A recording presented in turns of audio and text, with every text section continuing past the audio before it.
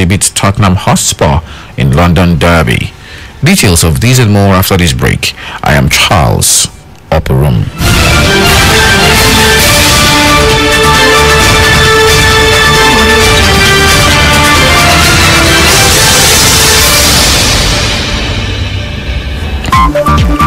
Now the news in detail. President Muhammadu Buhari has extended the tenure of the Inspector General of Police, Mohammed Adamu, by 3 months. This was disclosed by the Minister of Police Affairs, Mohammed Dingyadi, on Thursday during an interview with the press in Abuja.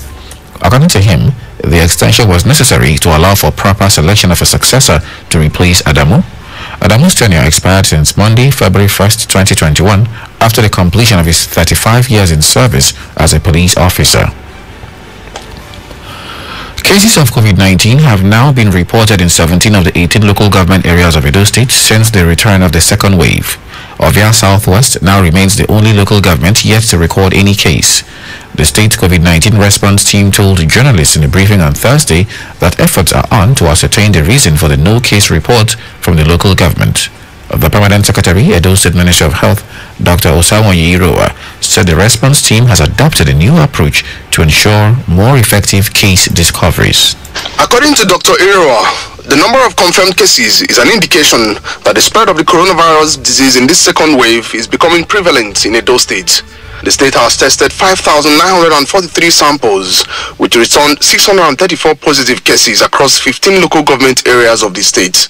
With more than half of that number discharged already, 353 are the current active cases, leaving the state response team with 338 contacts to trace. As of yesterday, we had 59 confirmed new cases of COVID-19 from our 4 molecular laboratories in the state, and that was far beyond what we used to record on daily basis. And in this second wave, this actually amounts to the highest number we have recorded so far. Significant number when it comes to confirmed cases. That automatically speaks volume to the number of contacts that may be carrying this virus in the system. Speaking on infection among the vulnerable groups, the state incident officer, Dr. Andrew Obi, said children below the age of 10 have recorded 5% infection rate, a figure higher than what obtained in the first wave. Presently, we have about 5%.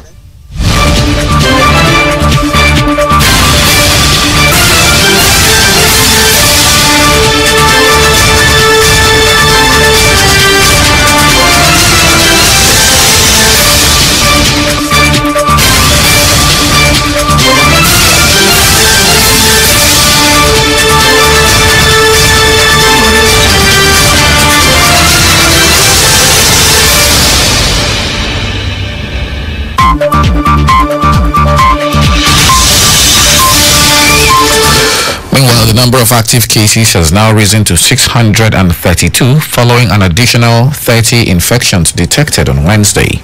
Within the same period, the state recorded 13 recoveries and 2 more deaths. Elsewhere, the Economic and Financial Crimes Commission has alerted the Federal High Court in Abuja that Faisal Maina, son of former chairman of the defunct Pension Reform Task Team, Abdul Rashid Maina, has fled to the United States of America. Faisal, who is standing trial on charges of money laundering, had jumped bail, refusing to attend trial since November 24, 2020. At the resumed trial, the lawyer to the anti-graft agency, Mohammed Abubakar, told the trial judge, Justice Okunabang, that from the information at the disposal of the commission, Maina sneaked to the USA through the Republic of Niger, despite his Nigerian and American passports still being with the registry of the court. Faisal Maina's lawyer, Anayo Adibi, however, disputed the claim of the prosecution as he insists that his client was arrested by the Nigeria police force in Sokoto. He urged the court to open an inquiry as to the true whereabouts of his client. Justice Okunabang, in a committal proceeding Virtual 4, ordered Faisal's surety, Sani Dan Galadima, who is a member of the House of Representatives representing Kaurana Moda Federal Constituency of Zamfara State, to forfeit a 60 million naira property used as a bail bond. The trial was adjourned to March 31st. A rights group, Women Empowerment and Legal Aid, has sued the federal government and the Nigeria Police Force for sacking a policewoman, Omotola Olajide, for getting pregnant outside wedlock. The fundamental human rights suit was instituted before a federal high court in Lagos by an activist and chairman of WELA, Fumi Falano. Reports state that Omolola Olajide, who works in Oye, Ekiti State Police Command, was sacked for getting pregnant outside wedlock. An affidavit deposed by Dikpo Omotosho, a litigation officer, stated that the sacked policewoman had given Weller the authority to pursue the case and help her get justice. According to Omotosho, Regulation 127 of the Police Act was used to dismiss many pregnant, unmarried female officers. The applicant therefore asked the court to declare that Regulation 127 made pursuant to the Police Act is discriminatory, illegal, null and void, as it contravenes the provisions of Sections 37 and 42 of the 1999 Constitution and Article 2 and 3 of African Charter on Human and People's Rights.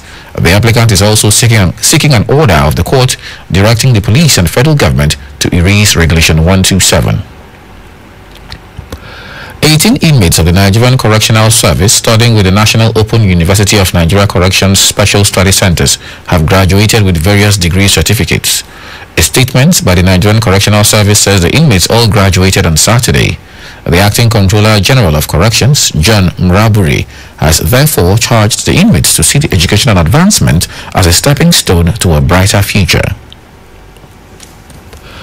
Nigerians have been enjoined to avoid dividing themselves along the ethnic line, but instead learn to live in peace, togetherness, and tolerate one another.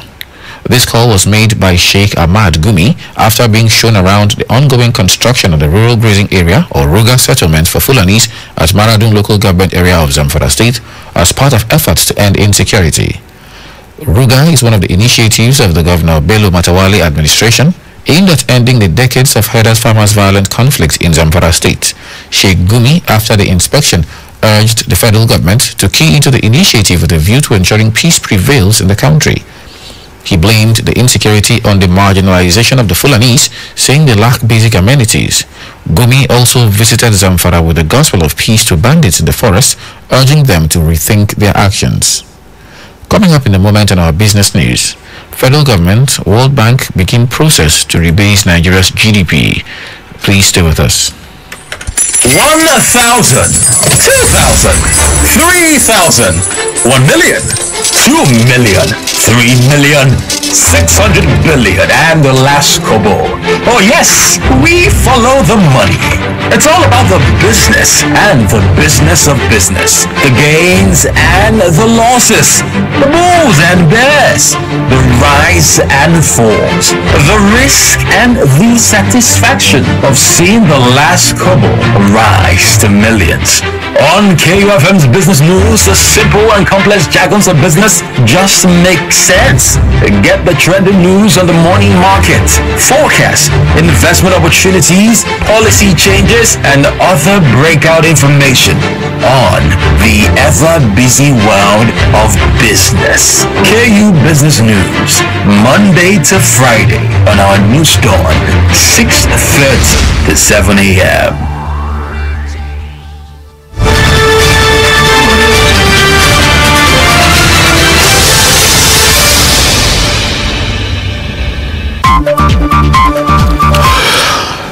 Welcome back. You're still on the news done on the session on a negative note.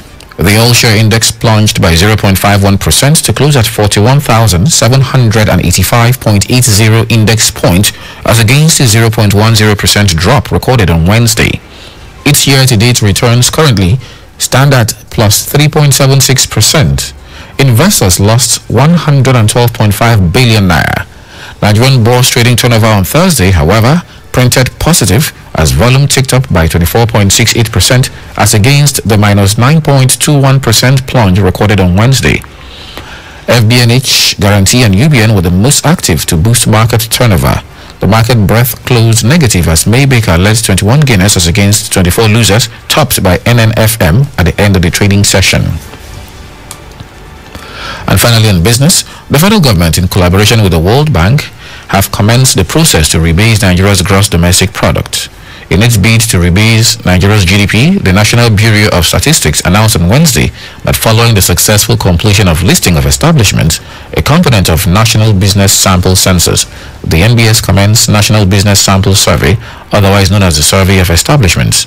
It said the NBS was also a component of NBSC, which involves in-depth study of sampled establishments based on the sectors identified in the business sample census. The Bureau spokesperson, Ichedi Sunday, in a statement issued in Abuja, said the objectives of the National Business Sample Survey include to rebase the gross national product from 2010 to 2018-2019. The objective also includes to provide sectorial data at national and state levels, determine the structure of the Nigerian economy, determine the sectors that drive the Nigerian economy, and those that require government intervention to improve them. Others, he said, were to serve as a benchmark for subsequent commercial and industrial sector statistics survey.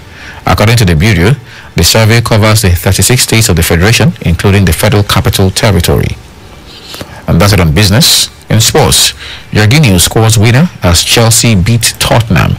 More to come after this break. Stay with us.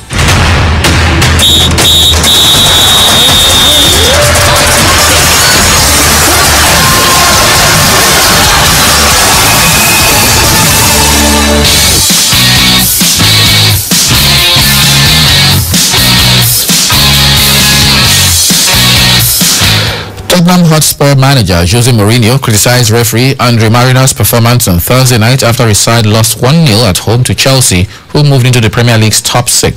Give the Blues a deserved win against a Spurs side devoid of ideas and ambition.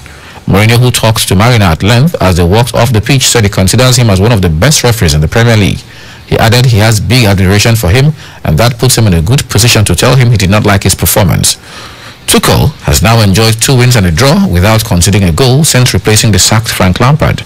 In contrast, it was a 3rd successive defeat for the Lily-Whites, who missed their top scorer Harry Kane through injury. Chelsea are 6th on the table with 36 points from 22 matches, while Tottenham are 8th with 33 points from 21 games.